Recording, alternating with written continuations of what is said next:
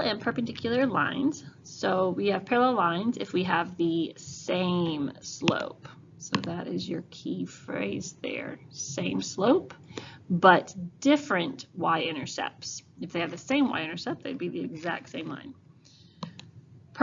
Some examples are y equals 2x plus 1. So if we notice our slope is 2 here, and y equals 2x minus 5, our slope again is 2. So we know they're going in the same direction, but we have a y-intercept of 1 and a y-intercept of -5. So we have the same slope, but different y-intercepts. Perpendicular lines have opposite reciprocal slopes, which is your key phrase there.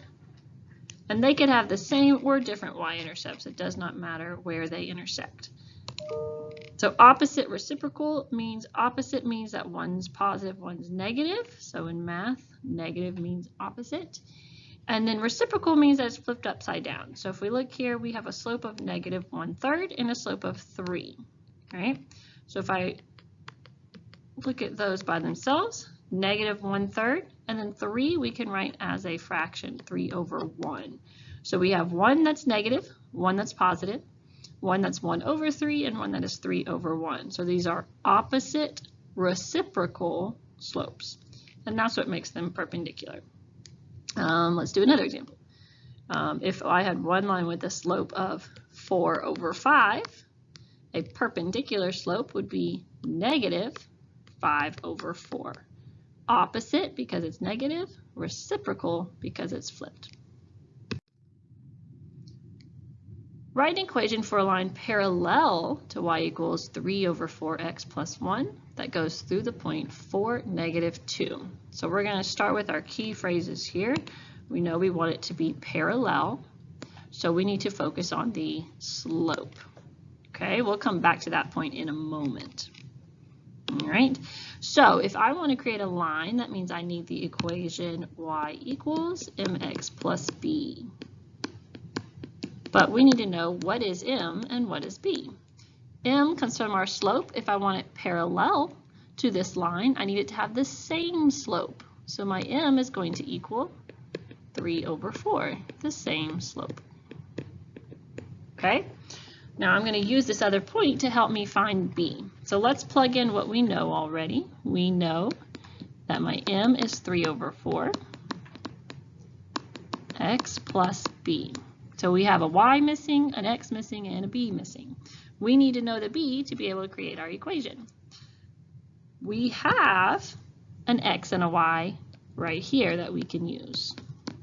So we're actually going to take the x and y from the point that we want and plug them into our equation because we know this point is on our line. So wherever I see my y, I'm going to put my -2. And wherever I see my x, I'm going to recommend parentheses here, I'm going to put my 4.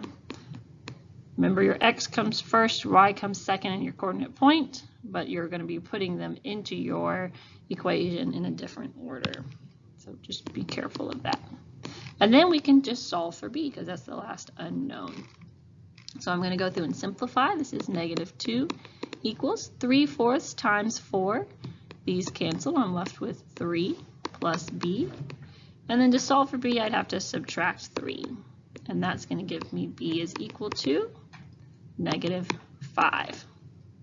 So now that I know my b equals -5, I can plug that into my equation. So my final answer is y is equal to 3/4x minus 5 because b was -5.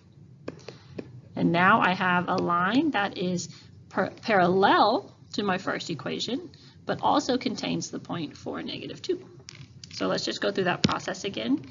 Here it says write an equation for a line perpendicular. Oh, not that color. Let's try that again. Perpendicular to our equation y equals -3x plus 4. So we need to focus on the slope here. Okay, that goes through 3, 2. Again, we'll work with the point in a second. First, we need a perpendicular slope. We know that our slope for our line here is -3, so our perpendicular slope needs to be the opposite reciprocal. So it should be a positive, and think of this one as a negative 3 over 1.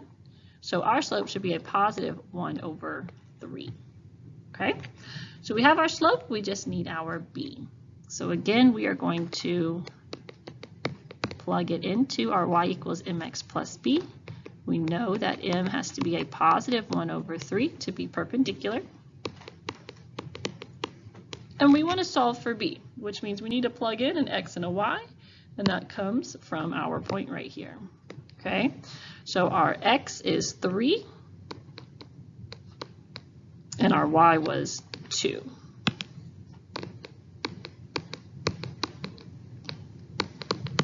Okay, and now we can simplify and solve for b. So I took my x and y from my point and plugged it into my equation, so I only had one variable remaining. When I multiply 1/3 times 3, the 3 and the 1/3 cancel out, and it leaves me with 2 equals 1 plus b. And then I need to subtract 1 to solve for b, and we get that b equals 2 minus 1, which is 1. So I'll come over here. We found that b equals 1, and now we can write our final answer. Y equals 1/3 x plus 1 because b was positive. This equation is perpendicular to our first equation, but also contains the point 3, 2.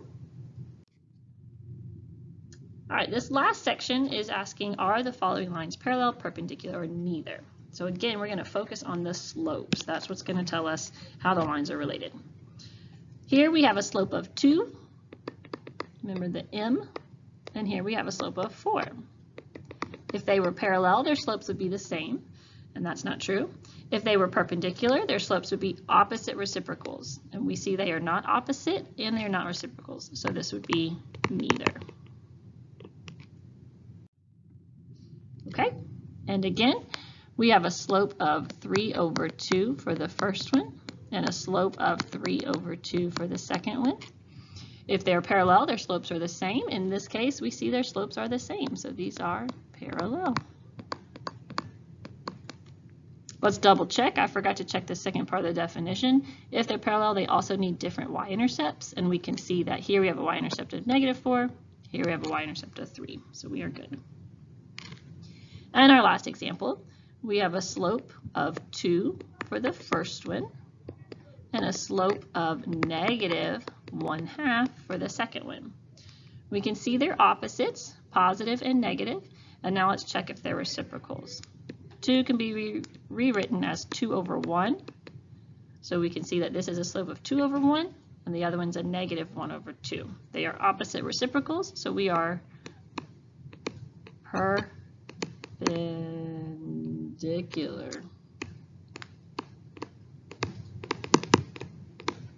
We are perpendicular lines.